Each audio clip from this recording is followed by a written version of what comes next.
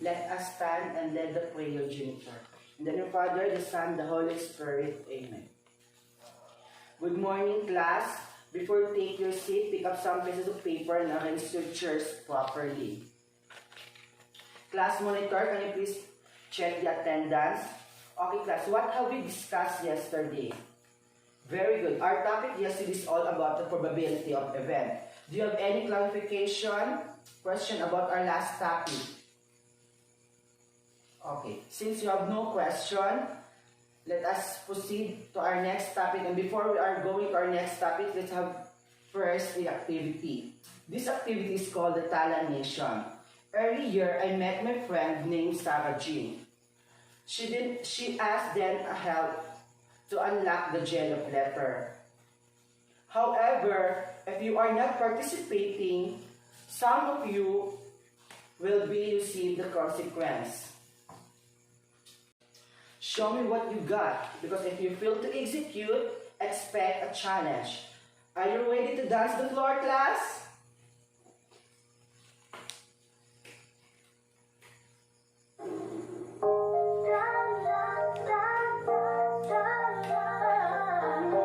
Everyone, participate. Very good.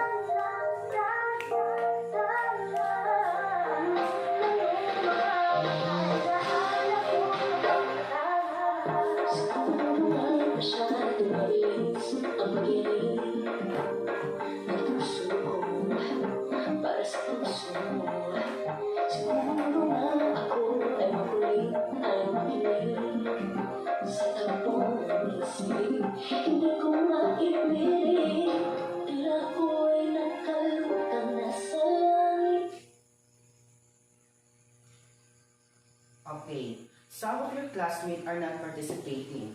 So, if your name is called, please come forward.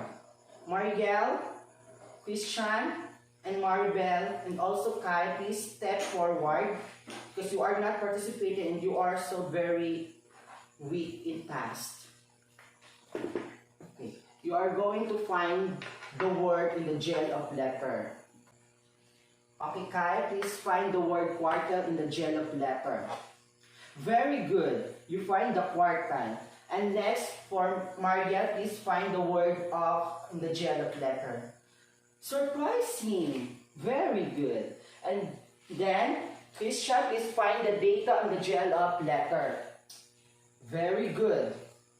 And lastly, Maribel, please find the ungrouped in the gel of letter. Very good, because all of you are find the word in the gel of letter. So in connection, what do you think is our topic for today? Very good. Our topic for today is all about quartile of ungrouped data. And today's objective, can you read? At the end of the lesson, students must be able to define the quartile of ungrouped data, solve the quartile of a set of data, and collaborate with groups. Earlier, Sarah J sent me a letter. So everybody, please read what Sarah J's letter. Dearest Magda, I want to ask help from your class to buy some things or materials needed in my house. These materials can be found in the department store, the grocery store, and the public market. I am hoping for a favorable response regarding on this matter. In this time class, you act as a nanny of Sarah G. I will divide the class into the 3 groups. This will be the group 1, the group 2, and the group 3. You are going to do is to list the price of what Sarah G is needed in her house. You are going to list from the lowest into the highest price. Okay, this will be the group 1. You are going to find the price of the fish, the fork, the hot dog, toyo, bag, pants, and the compass. For the group 2 is beef, chicken, fish, toyo, t-shirt, short, and compass. For the group 3, pork, hot dog, chicken, toyo, short, bag, and the t-shirt. I will give you 30 seconds to check the price. Group 1 will start in the department store, Group 2 in the public market, and the Group 3 in the grocery store.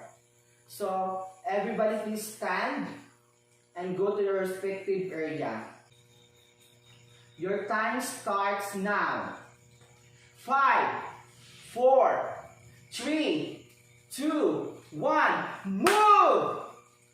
5, 4, 3, 2, 1, move! Time is up. No one can write. Please stop your output and back to your seat properly.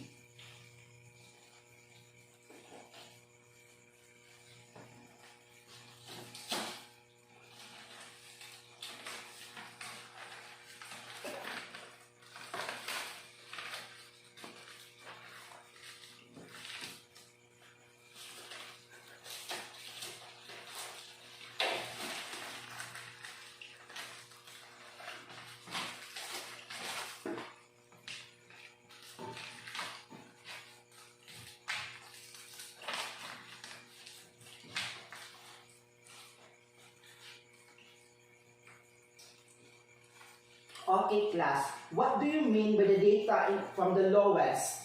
Here. What do you mean the data from the lowest? That's very good. This data is the first quartile. This code is the first quartile. So, what do you mean by the data in the middle? So, count your data. 1, 2, 3, 4, 5, 6, 7. Your data element is 7. What do you mean in the center of this data element? It's called the quartile 2 or the middle. So what do you mean by that data in the third from the highest? 1, 2, 3. Third from the highest. This code is the third quartile from the highest. So what do you mean quartile? Okay, very good. Quartile is from the word quart, or it means 4.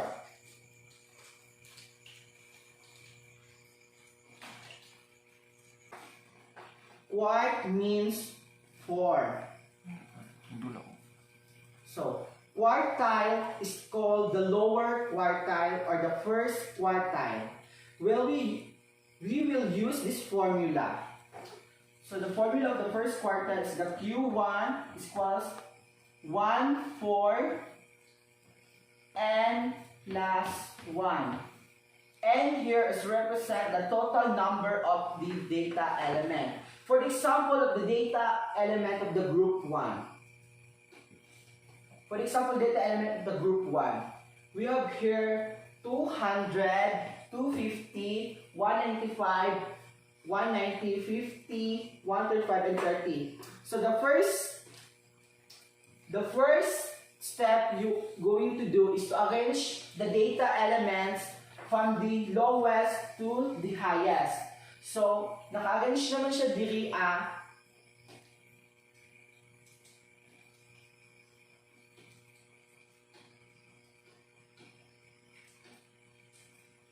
arrange from the lowest into the highest.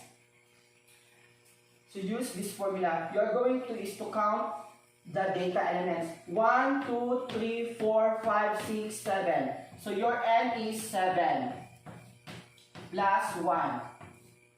So 7 plus 1 is 8 over 4. Then 8 times 1 is 8 over 4. Then 8 divided by 4, 2. So this is not your final answer. The 2 here is represented is the second data element. So what is your second data element? Count 1, 2. So your Q1 is 50, or the first quartile is 50.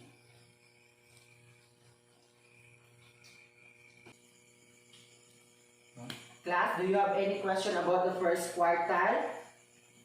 If you have no question, let us proceed to the second quartile or the middle quartile. The formula of the middle quartile is Q2 equals 2 over 4 times n plus 1. Since pag ato siya ipadayon, dili naman siya makita kaya natin monitor, mag-ato siya ibalhin diri ah. So, Q2 equals 2 n times n plus 1. The same, the first quartile, the n here is represent the total number of elements. So how many the total number of elements? 1, 2, 3, 4, 5, 6, 7. Since 7 are total elements, the n here is 7 plus 1. Copy the 2 over 4. 7 plus 1 is 8. Copy the 2 over 4. 2 times 8 is 16. 16 over 4. 16 divided by 4. 4. So this is the final answer. The Q2 is 4 in the data element.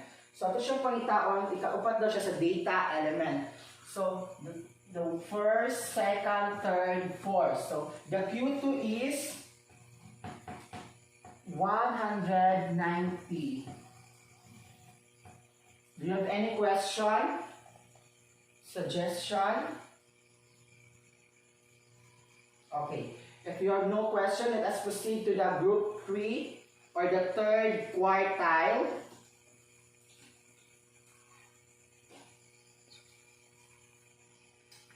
The third quartile here, the formula we use is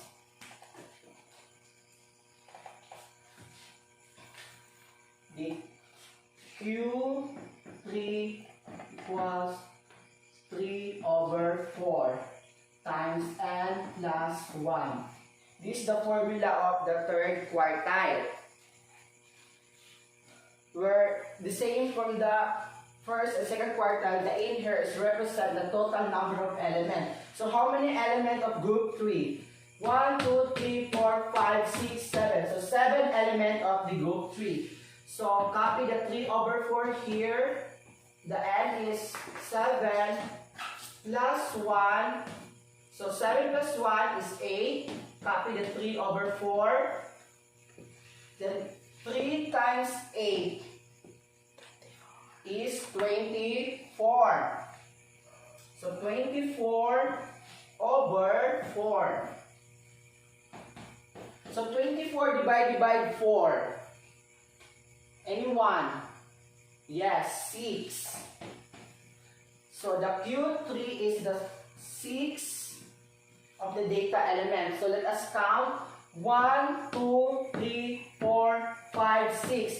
So muna siya ang Q3 or the third quartile. The Q3 is 230. The third quartile is 230 here.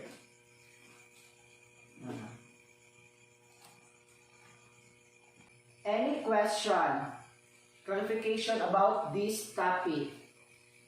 If you are none, let us proceed to our next activity. Okay, class, have you ever wondered how can we apply our topic in the daily lives? I wonder. So, I will divide the class into 3 groups. This will be the group 1, the group 2, and the group 3.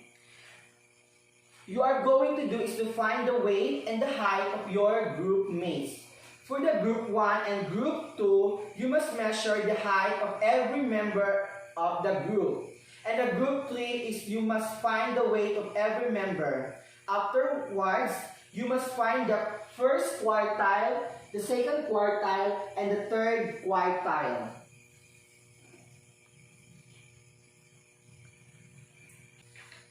I will give you 5 minutes to complete your task. Your time starts now. 10, 9, 8, 7, 6, 5, 4, 3, 2, 1. Time is up. Pass your output in the front. And the count of 5. 5, 4, 3, 2, 1. Okay, back to your seats. Do you have any question? Clarification? Asa mo naglibog dapit? If you have no question, so let us measure your intelligence and your understanding in this question. So get one whole sheet of paper and answer this question. Find the first quartile, the second quartile, and the third quartile from the given data in mathematics and science. Number 1 is mathematics score and number 2 is the science score. I will give you 10 minutes to answer this question. Your time starts now. Okay, mind your paper, class. Don't copy. Okay. 10, 9, 8, 7, 6, 5, 4, 3, 2, 1. Time's up. Please pass your paper forward. No one can stand and please be quiet. 5, 4, 3, 2, 1. Okay. Do you have any question? Clarification before we end our topic. Any question? Everyone? If you have no question, for your assignment, please copy. For tomorrow's assignment, copy. Okay, find the first quartile, second quartile, the third quartile, given the score of their Filipino activity. So, do you have any question? Any question, class? Oh, because you have no questions so far, we end this discussion. And I hope